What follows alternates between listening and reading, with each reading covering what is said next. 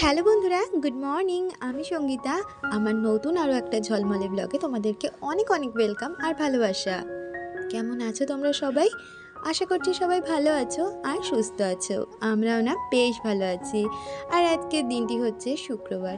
আর এখন ঘড়িতে বাজে ওই সকাল 6টা নাগাদ। তোমাদেরকে সাথে নিয়ে আজকের ব্লগটা এখান থেকেই শুরু করছি। আই হোপ ব্লগটা তোমাদের একটু হলেও ভালো লাগবে। সকালবেলা উঠেই ঘরের দরজাগুলো খুলে দিয়েছি, সাথে রান্নাঘরের জানলাটাও খুলে দিয়েছি।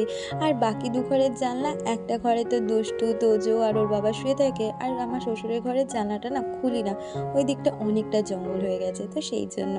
আর আজকের দিনটা হচ্ছে জানো তো একাদশী, তাই সমস্ত কিছু তো আমাকে নিয়ম মাফিক মাঝামাঝি করেই ব্যবহার করতে হবে। আগে সদর দরজায় জলটা দিয়ে এসেছি, আর তারপরে এখন রান্নাঘরটাকে ভালো করে পরিষ্কার করে নিচ্ছি। মানে তোমরা তো জানোই আমার নিরামিষের দিনগুলিতে অথবা একাদশীর দিনগুলোতে কিন্তু আমি আবারও করে রান্নাঘরটা পরিষ্কার করি। যদিও বা প্রতিদিন রাত্রিবেলা রান্নার পর কিন্তু আমি রান্নাঘর পরিষ্কার করে রাখি, তবুও কিন্তু এই নিরামিষের দিনগুলি অথবা একাদশীর দিনগুলিতে আমি আবারও করে রান্নাঘরটা সকালে পরিষ্কার করে নিই। কি বলতো, আমি মনে করি কি, আমি যদি কোনো নিয়ম মানবই সেটা যেন নিষ্ঠার সাথেই মানতে পারি, তাহলেই সেই নিয়মের কিন্তু উপকারিতা পাওয়া যায়। তো যাই হোক, কথা বলতে বলতে আমি কিন্তু এখন এই বাসি কাজগুলো সেরে নিচ্ছি। আমাকে প্রিয়াঙ্কা হাজরা দি কমেন্ট করেছিল, সে জানতে চেয়েছে দুষ্টু আমার কি হয়।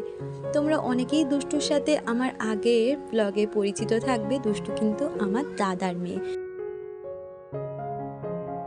আর এই দেখো, কথা বলতে বলতে আমি কিন্তু বাসি ঘরগুলোকে ঝাড় দিয়ে নিয়েছি। আর এখন এই উঠোনটাকে ভালো করে ঝাড় দিয়ে সোজা চলে যাব স্নানে। প্রতিদিন যদি আমরা কাজগুলোকে এইভাবে করে নিতে পারি, তাহলে কিন্তু সংসারে লক্ষ্মীশ্রী বজায় থাকে। আর আমি সব সময় চেষ্টা করি কাজগুলোকে যাতে এইভাবেই করে নিতে পারি। স্নান সেরে স্নানের সময় যে জামা কাপড়গুলো থাকে সেগুলো কেচে নিয়েছিলাম, আর এখন সেগুলোকে মেলে নিচ্ছি। আমাকে কালকের ব্লগে নিপা পাল কমেন্ট করেছিলে, সে লিখেছিলে, অনেক দিন পর এসেছো, দেখে খুব ভালো লাগছে দিদি। যদি কিছু মনে না করো একটা রিপ্লাই দিও প্লিজ। দিদি, দুষ্টুর মা কোথায়? তোমাদের অনেকেরই এটা প্রশ্ন থাকে মনে, কারণ তোমরা দুষ্টুকে আমার ভিডিওতে এখন রেগুলার দেখবে, আর ও তো আমার এখনকার ফ্যামিলি মেম্বার। তো তোমাদের বলে রাখা ভালো, দুষ্টুর মা নেই। দুষ্টু যখন 3 বছর বয়স তখনই কিন্তু ওর মা ওকে রেখে চলে গেছিলো। আর তারপর কিন্তু আমার মাই ওকে ছোট থেকে মানুষ করেছে, মানে ওই 3 বছর পর থেকে এখন দুষ্টুর বয়স 14 বছর। তো এতদিন মাই দেখতো। আর এখন যেহেতু দেখো বয়সটাও তো অনেকটা হয়েছে, আর এইরকম মানে স্বাবলম্বী একটা মেয়েকে একা বাড়িতে রাখা কখনোই ঠিক নয়, যেখানে কোনো মেয়ে নেই। তো সেইটার জন্যই কিন্তু আমি আর আমার হাজব্যান্ড ডিসিশন নিয়ে ওকে আমার বাড়িতে নিয়ে এসেছি। তোমাদের সাথে কথা বলতে বলতে আমি কিন্তু পুজোটা সেরে নিলাম। এর আগের দিন মিতালি মোহন্ত দিদি কমেন্ট করেছে, সে লিখেছে পুজোটা খুব সুন্দর লাগলো। আসলে কি বলতো, আমি চেষ্টা করি সকালবেলা বাসি কাজগুলো সেরে স্নান পুজোটা দিয়ে নেওয়ার। আমার যেন খুব ভালো লাগে সকালবেলা পুজোটা সেরে তারপরে সংসারের নানা কাজে হাত দিতে। মনে হয় একটা পজিটিভ ভাইব কাজ করে। সংসার তো আমরা সবাই করি, সংসারের অনেক কাজ থাকে, অনেক কিন্তু ট্রিক থাকে যেগুলো ফলো করে আমরা সংসার চালাই। কিন্তু কিছু কিছু নিয়ম থাকে যেগুলো মেনে কিন্তু আমরা অনেকেই সংসারকে চালাই বলে সংসারে আমাদের সবসময় লক্ষ্মীশ্রী বজায় থাকে। তো আমিও চেষ্টা করি সেইভাবেই সংসারের কাজ থেকে শুরু করে নিয়মকানুনগুলো এইভাবেই করে নেওয়ার। আজ তো একাদশীর দিন, সেই কারণে কিন্তু আজকে ঠাকুরকে গাছের আম দিয়ে পুজো দিয়েছি। আর পুজো সেরে খেয়ে নিলাম চা, মানে করে নিলাম, এখনও খাইনি। আর আজকে তো একাদশী, সেই জন্য বিস্কুটটা আর খাবো না, শুধু চাই খাবো। আর ওইদিকে বাচ্চাগুলো উঠে গেছে, আর আমি এখন বিছানাপত্রটা গুছিয়ে নিচ্ছি। আমাকে মৌ লাইফস্টাইল থেকে কমেন্ট করেছিলে মৌ, সে লিখেছিলে তোমার বেডশিটটা খুব সুন্দর। এই বেডশিটটাও জানো তো আমার মা আমাকে আগের বছর জামাই ষষ্ঠীতে দিয়েছিল। আর এই বছর না সত্যি তোমার কমেন্টটা পড়ে আমার মায়ের সেই পুরনো কথাগুলো মনে পড়ে যাচ্ছে। এই বছর আর কেউ নেই যে দেবে। জামাই ষষ্ঠীতে হয়তো বাবা ডাকবে, কিন্তু সেই যে যাব সেই আনন্দটুকু আর পাবো না যেখানে মা নেই।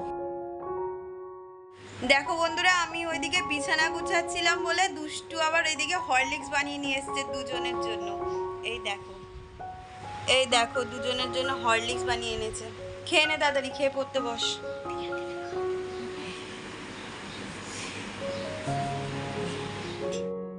আর ওরা ওদিকে খেতে খেতে আমি ভাবলাম ওদের যতক্ষণ খেতে সময় লাগবে আমি এদিকে একটু হালকা হাতে ডাস্টিং ক্লিনিংয়ের কাজটা করে নিই। আর আমার এই ডাস্টিং ক্লিনিংয়ের কাজগুলো কিন্তু প্রায় দিনই করে নিতে লাগে। তবে আজকে যেহেতু হাতে একটু সময় বেশি আছে, মানে রান্নাবান্নার ঝামেলাটা খুব কমই আছে। ওই বাচ্চাগুলোর জন্য একটু রান্নাবান্না করব, আর আমরা তো আজকে ওই সাবু ফল খেয়েই থাকবো। তাই এই কাজগুলো একটু ভাবলাম ক্যামেরাবন্দি করা যায়। তো দেখো, আর জানো তো আমার এই ওয়াল হ্যাঙ্গিং, মানে ওয়াল হ্যাঙ্গিং না, ওয়াল সেলফ যেগুলো আমি কিনেছিলাম একটুও ভালো না। যেখানে আমি প্লান্টারগুলো রাখতাম সব খুলে খুলে পড়ে যাচ্ছে। ভাবছি ওখানে একটু কিছু ডিআইওয়াই দিয়ে কোনো ওয়ার্ক করব। তোমাদের মাথায় যদি কোনো বুদ্ধি থাকে একটু আমাকে কমেন্টে জানিও তো, যে ওই জায়গাটা কি করলে জিনিসটা দেখতে ভালো লাগে। মানে যে হোল্ডারগুলো আছে সেগুলো একদমই ভালো না, শুধু খুলে খুলে পড়ে যাচ্ছে, কিছু তো রাখতেই পারছি না। আমাকে সোমা দেবনাথদি কমেন্ট করেছে, সে লিখেছে তোমার মতন আমিও একাই সংসারের কাজ করি, আমারও শ্বশুর শাশুড়ি কেউ নেই, আর বাপের বাড়ির দিক থেকে আমার বাবা নেই, মা আছে, আমরা 2 বোন, ভাই নেই, আমি বড়, আর আমার একটা ছেলে, ও ক্লাস 8-এ পড়ে। খুব ভালো হয়েছে ভিডিওটা।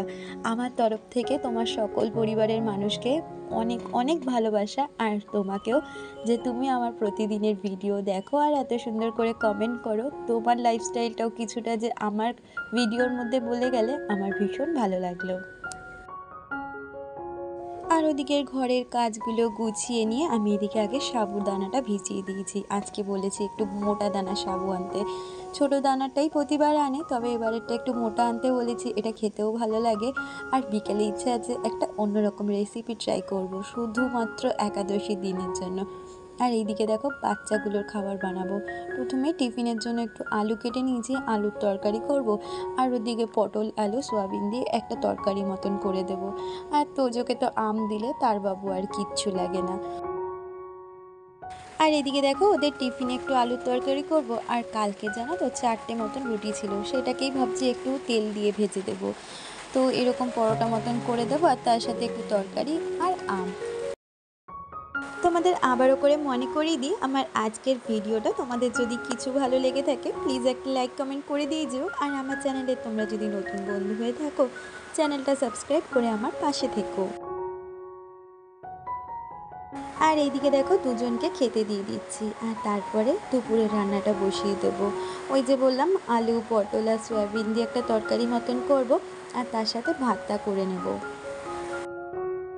আগে জানো তো তোজোকেও একাদশী করাতাম, তারপরে দেখলাম তোজো না কিচ্ছু খেতে চায় না একাদশীর দিনে, সাবুও খেতে চায় না, শ্যামা চালও খেতে চায় না। আর যার জন্য ওকে বললাম তোর আর করতে হবে না, একটু যদি বড় হলে একটু বুঝলে তারপরে ওকে আবার একাদশী করাবো। এখন আমি আর আমার হাজব্যান্ডই করি। আর আজকে পটল আলুর তরকারিটা একদম কিন্তু গুঁড়ো মশলা দিয়ে করে নিচ্ছি। একটু আদা কষে নিলাম, তার মধ্যে নুন লঙ্কা হলুদ জিরে গুঁড়ো দিয়ে একটা ওই ঘোল মতন বানিয়ে নিলাম। আর এটাই এই মশলাটা দিয়ে ভালো করে কষিয়ে রান্নাটা করে নেব। তাহলে চলো আজকের ব্লগে আমার সুন্দর কয়েকজন বন্ধুদের নাম নেওয়া যাক। সোমা দেবনাথ, সায়ন্তিকা বর্মন, পিয়ালি মিহির, বিশ্বজিৎ দাস, সোমা গাঙ্গুলি, মৌ লাইফস্টাইল, সঙ্গীতা, মিতালি মোহন্ত, নিপা পাল, প্রিয়াঙ্কা হাজরা।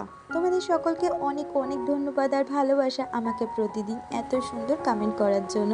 আর তোমরা যে আমাকে মনে রেখে এখনও এতটা ভালোবাসা দিচ্ছ, এটাই কিন্তু আমার কাছে প্রতিদিনই বলে থাকি অনেকটা বড় পাওয়া। এদিকে আমার রান্না বান্না সমস্তটাই কমপ্লিট হয়ে গেছে। প্রতিদিনের মতন রান্নাঘরটাকেও এখন সুন্দরভাবে মোছামুছি করে নিচ্ছি। ওদিকে রান্নাঘরের সমস্ত কাজ ছেড়ে আমি কিন্তু চলে এসেছি এই জামা কাপড়গুলোকে তুলে নিতে। জানো তো আজকে আকাশে একদম ভালো রোদ ছিল না, কেমন মেঘলা করে রয়েছে, তাই সব জামা কাপড় ভালো মতন শুকায়নি, যে কটা শুকিয়েছে সেগুলোকেই তুলে নিলাম। আর এখন সেগুলোকে ভাঁজ করে রাখবো। হাতের কাজটা যদি হাতে করে নেওয়া যায় তাহলে কিন্তু আমাদের অনেকটা সময় সেভ হয়, আর কাজগুলোও কিন্তু সুন্দরভাবে হয়ে থাকে, তাতে সংসারটাও অনেক গোছানো থাকে। আর আমার এই ঘরটার অবস্থা দেখো, দুই ভাই বোন মিলে পড়ে গেছে আর এই ঘরটাকে অগোছালো করে রেখে গেছে। এখন সেগুলোকেই একে একে গুছিয়ে নেব। এই টুকটাক ঘর গোছানো বিছানা গোছানো আমার কিন্তু প্রায় সময় লেগে থাকে। কেন, এখন তো গরমের ছুটি, বাড়িতে তো সবাই সব কিছুই কিন্তু যতই আমি ঠিক করি সেই তত আলিয়ে যায়। তো সে কি আর বলবো বলো, এই কাজগুলো আমার যখন আমাকেই করে নিতে হবে। আর এই দেখো সমস্ত কিছু গুছিয়ে নিলাম আর বিছানাটাকে একটু ভালো করে ঝেড়ে নেব। এই ঘরটা তো আমাদের খুব একটা কাজে লাগে না, ওই একটু পড়াশুনো করার জন্যও লাগে আর একটু আধটু ধরো আমরা বসলাম সেই জন্য। তবুও কি বলো তো, সবসময় চেষ্টা করি প্রতিটা ঘর যেন একদম পরিষ্কার পরিচ্ছন্ন নিট অ্যান্ড ক্লিন থাকে। কারণ বাইরে থেকে কোনো লোক যদি হঠাৎ করে বাড়িতে ঢোকে তাহলে কিন্তু সে দেখেও বেশ ভালো বলবে যে ঘর বাড়িটা গোছানো রয়েছে। আর লোকে কি বলবে তার থেকেও বড় কথা, নিজের কিন্তু অগোছালো থাকলে ভীষণ বাজে লাগে দেখতে। আর তারপরে দুপুরের খাবার নিয়ে বসে পড়েছি, একটু সাবু মেখে নিয়েছিলাম সাথে আম। আর ওই আমগুলো যে কেটেছিলাম সেগুলো তখন সমস্তটা খাওয়া হয়নি, তাই বিকেলে বসে বসে খেয়ে নিলাম। আর এই দেখো আমার বাড়িতে সূর্যমুখী গাছ, এই গাছ দুটো না দাদা দিয়ে পাঠিয়েছিল আগের সপ্তাহে। তো গাছে দেখো 4খানা ফুল ফুটেছে। তো ভাবলাম আজকে আর এই সন্ধ্যাবেলায় ফুলগুলো তুলবো না, মানে এখন বিকালবেলা, কালকে সকালবেলা ফুলগুলো তুলে ঠাকুরকে দিয়ে দেব। আর এই যে সন্ধ্যাবেলায় বিকালের চাটাও করে নিচ্ছি, সাথে না একটু আলু সিদ্ধ দিয়ে নিচ্ছি। ওই যে বললাম একাদশীর দিনে একটা কিন্তু স্পেশাল আমি আইটেম বানাবো, সেটা তোমাদের সাথে নিশ্চয়ই শেয়ার করব। আর আজকে চায়ের সাথে যেহেতু বিস্কুট খাওয়া যাবে না, তাই নিয়ে নিয়েছিলাম 1 বাটি বাদাম। বাদাম দিয়ে চা খেতে বেশ ভালো লাগে। আর তারপরে হাত মুখ ধুয়ে আমি কিন্তু সন্ধেটাও দিয়ে নিচ্ছি। আর ইচ্ছে আছে সন্ধে দিয়ে যেটা বানাবো সেটাই তৈরি করব। আজকে বানাবো একটু সাবুর কাটলেট, তাই এই যে মোটা দানা সাবুগুলোকে একটু না হালকা করে টেলে নিয়েছিলাম মানে খালি কড়াইতেই শুধু হালকা করে নাড়িয়ে নিয়েছি। আর সেটাকে এখন মিক্সিতে ব্লেন্ড করে নেব। আর তারপরে বাদামটাকেও আলাদা করে ব্লেন্ড করে নেব। আর এই কাটলেটটা খেতে কিন্তু দারুণ হয়। একাদশীর দিন তো এমনিই সারাদিন ওই ফল পাকড় খেয়ে মুখটা মিষ্টি হয়ে যায়, তবে এইরকম যদি একটু পকোড়া মতন বা কাটলেট মতন বানিয়ে নেওয়া যায় সেটা কিন্তু খেতে হেবি সুন্দর লাগে। তো দেখো আমি ওখানে সাবুর গুঁড়ো, তারপরে বাদাম, তার সাথে দুটো আলু আর নিয়েছিলাম সন্দক লবণ আর গোলমরিচ গুঁড়ো আর জিরে গুঁড়ো। তো সেটাকে ভালো করে মাখিয়ে নিয়েছি আর 15 মিনিট রেস্টে রেখে তারপর এরকম কাটলেটের আকার দিয়েছি। আর এদিকে নিয়ে নিচ্ছি সানফ্লাওয়ার অয়েল, এটাকেও ভালো করে গরম করে নিয়ে একদম লো টু মিডিয়াম আছে কিন্তু আমি এগুলোকে ভালো করে ভেজে নিচ্ছি। তাহলেই কিন্তু রেডি হয়ে যাবে আমার একদম সাবুর কাটলেট। আর এই তো দেখো কাটলেটগুলো একদম রেডি হয়ে গেছে, যেমনটা দেখতে সুন্দর হয়েছে খেতেও কিন্তু ভীষণ সুন্দর হয়েছে। তার সাথে নিয়ে নিয়েছিলাম শসা, আর বাচ্চারা সস দিয়ে খেয়েছে, খুব ভালো লেগেছিল খেতে। তোমরাও কোনোদিনও ট্রাই করতে পারো। তাহলে বন্ধুরা আজকের ভিডিওটা এই পর্যন্ত রাখছি, দেখা হচ্ছে পরবর্তী ভিডিও।